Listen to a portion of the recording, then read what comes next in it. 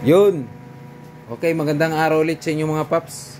So, tingnan nyo naman yung motor ni Paps, oh. Napaka-pogi.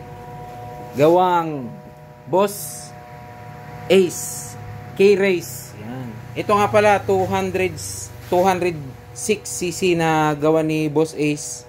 Tapos, si Paps kasi dito na sa Bicol. So, hindi niya na nadala kay Boss Ace.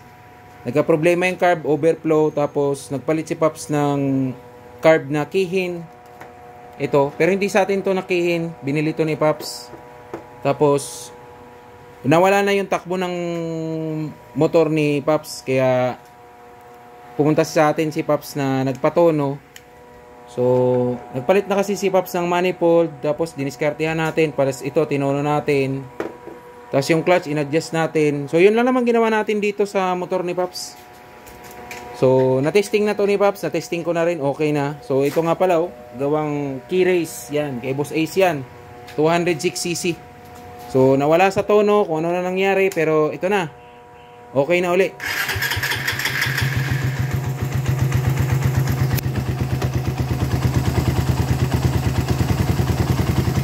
Buhay na ulit ang motor ni Paps.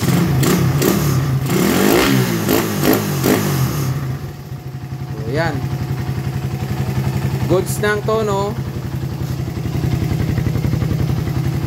Naalanganin kasi si Paps mag-overtake. Kaya problemado siya kasi ito yung gamit niya araw-araw. So, kaya nagdesisyon si Paps na pumunta sa atin na magpatono. Nagbaka sakali lang si Paps na maayos natin yung tono. Yan. Pindot lang. Andar agad. Yan.